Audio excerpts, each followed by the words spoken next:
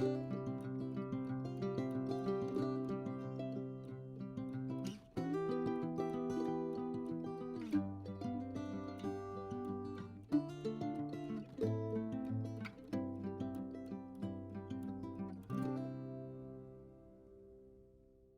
guys, welcome back to the Urban Ladybug Farm and Homestead YouTube channel. My name is Katie, and in this video I'm going to show you guys how to feed and care and some frequently asked questions about our wet active sourdough starter that you can buy on our online shop. So without further ado, let's go ahead and get started. So your starter is going to come in the mail in one of these little bottles here. It could be slightly different, but for the most part, your bottle will look something like this. These bottles are made for juice. They are tamper-proof bottles. We do package them ourselves, but the thing is that it is a wet active fermented product. So as it travels in the mail to you, depending on where you are in the country and depending on how long it's in the mail, the weather, all sorts of different things, this is going to ferment and expand. It's just how it is whenever it's a wet active product. And as that happens, the seal just isn't as tight anymore. And sometimes some leaking can occur. That's totally normal. If more than 50% of your bottle leaks out, please let me know. I would be more than happy to replace it for you. But just so you know, it does come packaged in a secondary food safe bag to collect everything that leaks out, and you can use whatever left in the bottle and in the bag and use it all, and none of it will spoil or has spoiled by leaking out of the bottle. Which leads me to my next point, or frequently asked question, and is that if the starter needs to be refrigerated. We recommend to refrigerate it, but it doesn't have to be refrigerated in order for it not to go bad. The reason why we recommend to put it in the refrigerator is because it slows down the fermentation process. So essentially, if you leave it on the counter, which is totally fine, or put it in your pantry, you're just gonna have to check on it and feed it more than you would if you stuck it in the fridge. The cold temperature of the fridge slows down that process like tremendously. And so it just makes it so you really don't have to feed your starter, but for once every 2 months if you want your starter to be really sour, or if you just are busy and life kind of gets away from you. Which kind of leads me to my next frequently asked question, which is, how long can the starter be good in the mail? So generally our starter takes about 4 to 14 days to get to you, but with COVID and the holidays and everything else that's happened of lately, I have seen the starter take up to 3 weeks to get to its destination. Of course, that's not ideal, but the great thing is that starter can last, upwards to 2 months without being fed. So that's including the time in the mail. Of course, we don't want it to go, 2 months in the mail. We want you to get your starter as soon as possible. But just know that after 21 days of you not receiving your starter, we will either refund it fully, minus the cost of shipping, or we will send out another starter to you.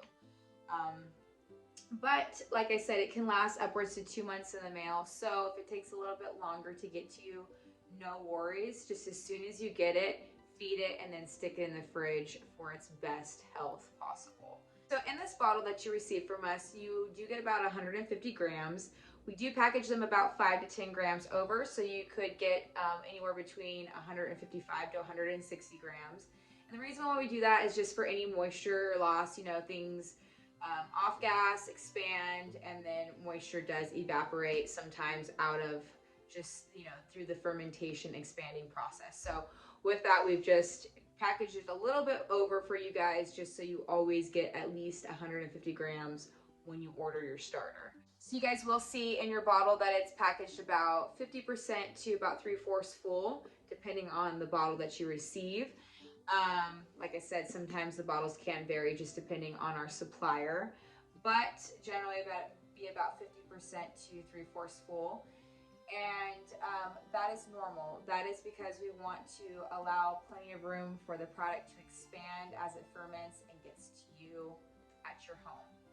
So in the bottle, like I said, it's 150 grams. The cost of the starter is $22 US.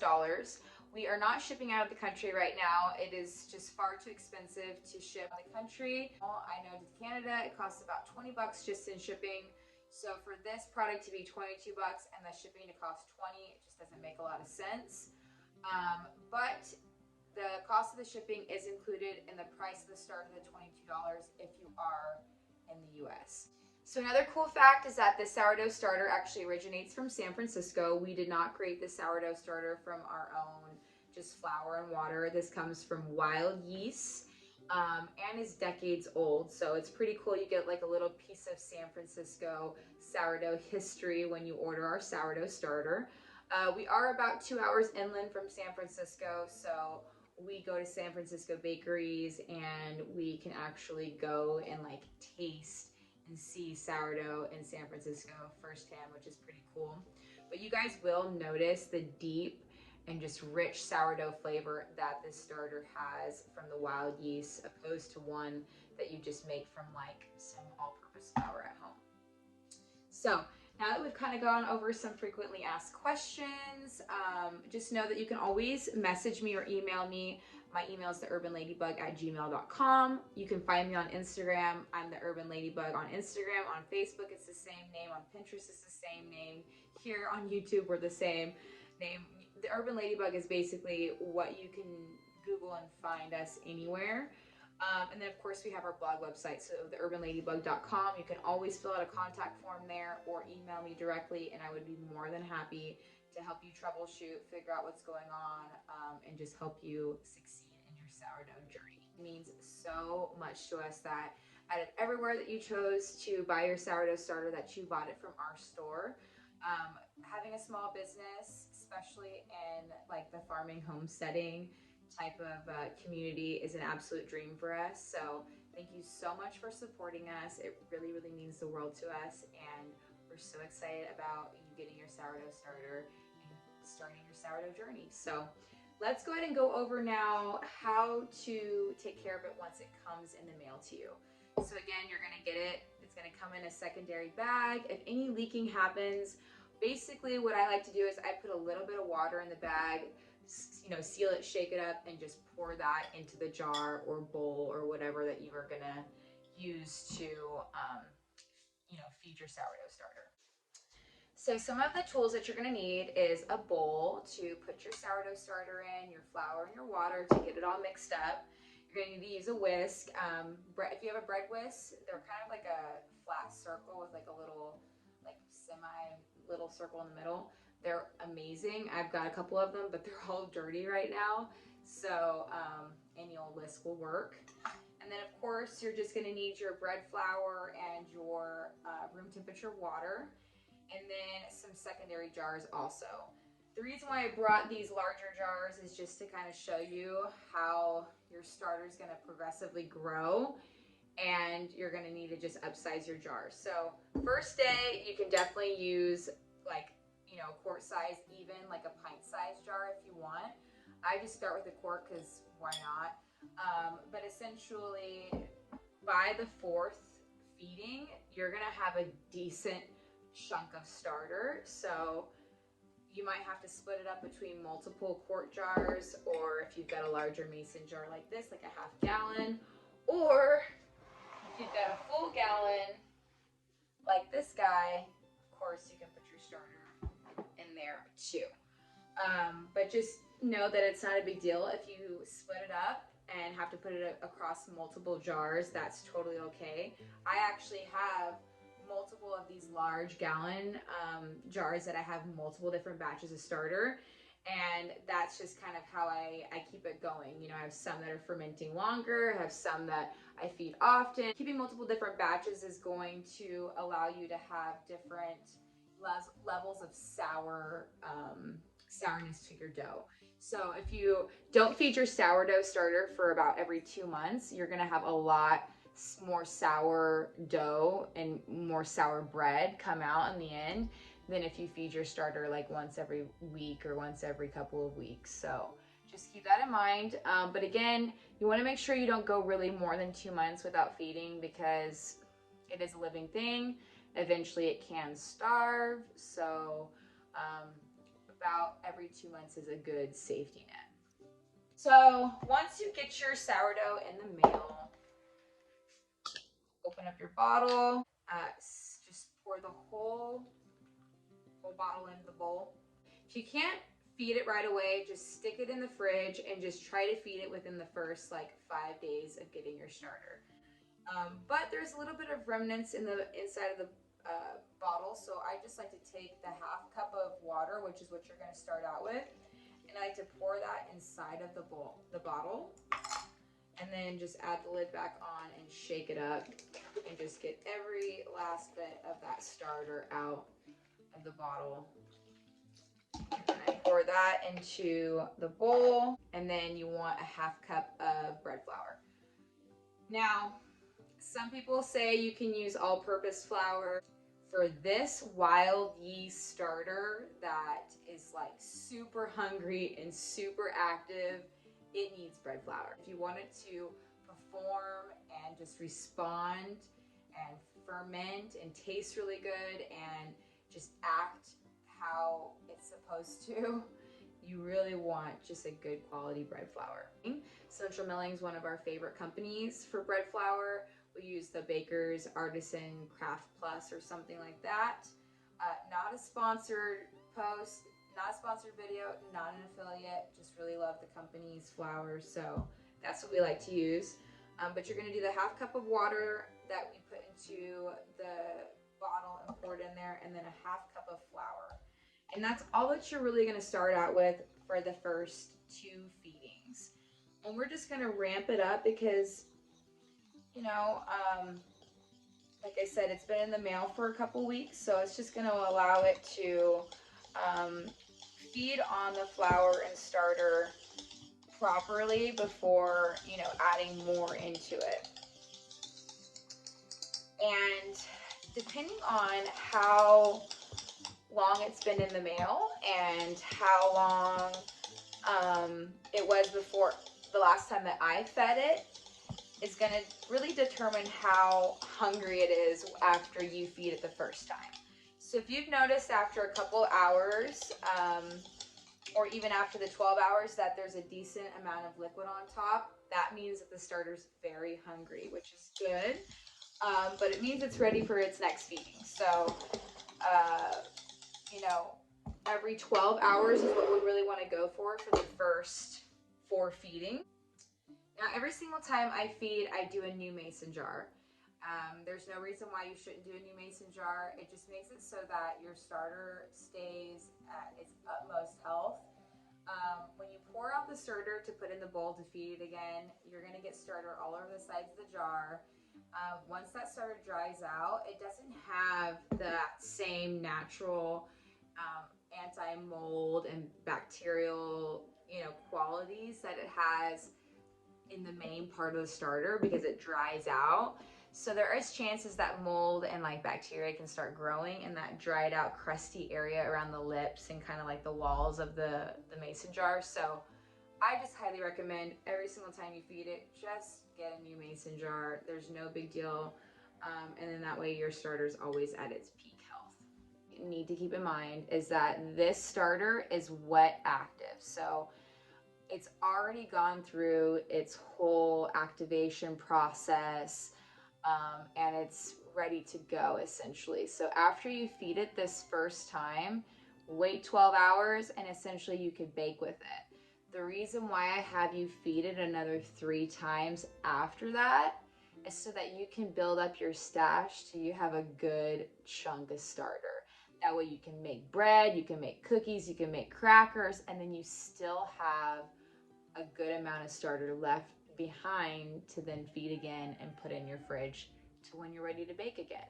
And that's just how starter works. So you feed it, you've got your chunk of starter here, you use a little bit or whatever, however much is needed for the recipe, and then you feed what's ever left, you stick it in the fridge, and you'll wait until you're ready to use it again. And that's just all, I mean, it's basically just a mother that you take a little bit from, and then you just continue to feed and keep it going. Something though to remember though, because it has gone through its activation process, Once you feed it, it's not gonna do that huge bubbling thing where you need to monitor it with a rubber band. It's not necessary. It's already gone through its activation process and it's not gonna do that bubbling. The only time you really are gonna see that bubbling is when obviously you make your sponge for your bread. But when it comes to like the starter, it's only when you're activating dry starter that's been dehydrated or frozen, or if you're making a starter from scratch. So if you have a wet active starter, you're not really going to see that bubbling once you feed it. Now, depending on how thick or thin you want your starter, really just depends on how long you let it sit and ferment, and also your feeding to water ratio. When you first get your starter in the mail, it's going to be kind of on the thinner side, but if you let it sit there and ferment, it will get really, really thick. And then also, you know, you can kind of pull back your water. So you could do like a cup of flour, half cup water, and that makes it a lot thicker also. Because you're getting such a small amount of the starter and you're adding flour and water to it to build up the bulk, and you're doing so much of that in the first 48 hours, you're doing 4 feedings and you're ramping up the feedings, it's going to be on a thinner texture, and that's completely normal. As your starter ages on all of that flour and water that you fed it, it will get thicker, and it will develop that real just thick kind of pancake batter texture that you see common with sourdough starters. So, and then if you want to make it thin, just add a little bit more water and stir it up and just thin it out. It really doesn't, sourdough really, it takes a lot to kill it. And I've noticed, like, even if you think it's dead, just feed it, chill on it for a little bit, and then sometimes it reactivates. So just keep that in mind also. So now that we're done with our first feeding, essentially what I'm going to do is I'm going to stick a plastic wrap over the top, and then I'm going to stick it in the refrigerator, and I'm going to let it sit for 12 hours. And then in 12 hours, I'm going to pull it out of the fridge, put it into a bowl again, feed it another half cup of flour and a half cup of water, mix it all up till there's no clumps left, stick it into a new mason jar, which from then, you know, it'll be double the volume, so it'll be about right here. Stick the plastic wrap back on, stick it back in the fridge. Wait another 12 hours, pull it back out, do the same exact steps. Put it in the bowl, feed it. We're gonna feed it, we're gonna ramp it up now though to 1 cup flour, 1 cup water. Get it all mixed up, put it back in the mason jar. At that point, you're gonna have more than 1 mason jar. So you're either gonna split it in between 2 mason jars, or you're just gonna do 1 large mason jar like this. And then wait another 12 hours, and then you're gonna go into your 4th and final feeding, which is also another cup of flour and water. Same thing, mix it all up, get it back into the jars, cover it up, and then you're just gonna wait 12 hours to let it feed and ferment on that flour and water mixture. And then from there, you can either bake with it or just let it chill in the fridge till whenever you're ready. So really, guys, that is all there is to feeding your starter. Again, if you guys have any questions, concerns, you need some troubleshooting tips, you don't understand what's going on, please feel free to message me. That's what I'm here for. I am your guys' free resource, so please reach out and message me if you need anything at all. Alrighty, guys, well, I hope that this video was helpful for you guys. It genuinely just makes us super duper happy to see so many of you guys taking on making sourdough at home. It's such a healthy activity, it's super fun, and it's just a really great way to be sustainable. Of course, you can go to the store and buy your own bread, especially sourdough, but you will notice the sourdough bread that you get from the store will taste nothing like the sourdough that you make at home. So I hope that you guys have a great day. Thank you again so much, and I will see you guys in my next video.